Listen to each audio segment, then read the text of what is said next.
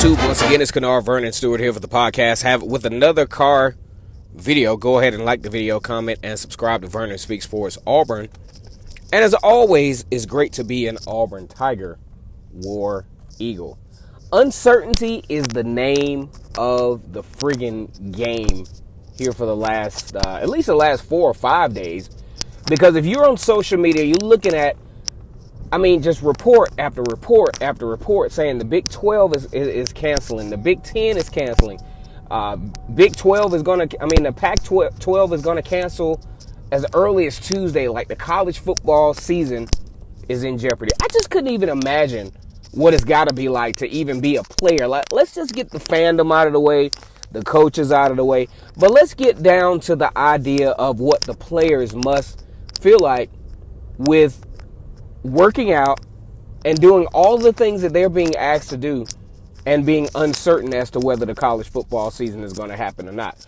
All indications say that the SEC is still on for September 26th, being the opening day for college football as far as the SEC goes. Auburn actually was scheduled for their SEC opener against Ole Miss September the 19th. So we got to see how that's going to be kind of moved around a little bit. But the SEC started their schedule September the 26th. Now, if you look at this from a chronological standpoint, you're talking about almost 2 months. And that gives plenty of time to see trends within the virus, to see trends as to where society is with this particular pandemic.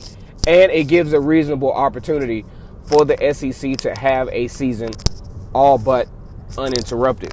Auburn actually welcomes Missouri and South Carolina as the SEC East opponents that they will, no, not Missouri, but Tennessee and South Carolina as the SEC East opponents. Now, I kind of like this. Auburn has had a nice little history with South Carolina, only losing to them once back in 1993, playing against South Carolina in a very monumental SEC championship game in which Auburn won that particular one 56-17, as well as defeating South Carolina during the regular season in a very nice comeback from behind win in 2010, 35-27, playing them again in 2014.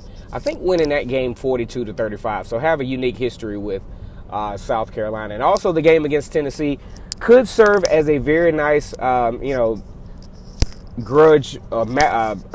payback type of game, as Tennessee beat Auburn in very unlikely fashion, 30-24, back in 2018.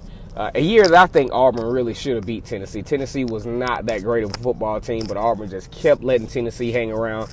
Some very costly turnovers by Jarrett Stidham kept Tennessee in the football game. Biggest win in Jeremy Pruitt's career to that point, beating Auburn on the road. First SEC win for him. Very nice win for him. Kind of sort of started a trend of positivity for the Tennessee fan base. As a matter of fact, they're getting off to an incredible start with recruiting. We're going to see how many of those guys stick. But, Tennessee has kind of been on a downslide for the past few years, not really being relevant, at least since the late 90s. It would be good to see the Tennessee add a little bit more value to the SEC East. But now, as we look at Auburn's schedule, all conference schedule, very action-packed every week, because we know the SEC games are really meaningful in the conference, and it's just going to be interesting to see how Auburn attacks this thing week in and week out, especially with the issues with the offensive line. You also have you kind of want to see how Bo Nix has progressed from year one to year two. We usually see a very, very nice level of progression between year one and year two, because here's what happens between year one and year two. You have the opportunity to reflect on what worked and what didn't. Some mistakes that you can't really, get a grasp of because you're still kind of learning the speed of the game. I think last year, with all of the challenges that Bo Nix has, and also the accolades, gives Bo Nix a chance to develop that confidence and gives him the opportunity to possibly be among the best quarterbacks in the SEC. We'll see how that works out. But as of now, the SEC plans on playing football this year. The scheduled dates have not been released yet, but as of now, even the Big 10, the Big 12, and the Pac-12, there has been no official announcement as of yet as to whether those conferences are going to cancel football this year. You got to check the reliability of your sources. I'm not saying it's not going to happen, but as of now, some of the sources that have put this information out are not all the way correct. And if they are correct, the information is very premature. We probably look for an official statement as of tomorrow. Go ahead and like this video, comment, and subscribe. We're going to have a little bit more football player-related content coming back tomorrow. But really hope that these players can get back to playing football for their sake. A lot of them expressing huge interest in wanting to get back on the gridiron.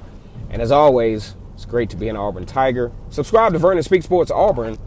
War Eagle.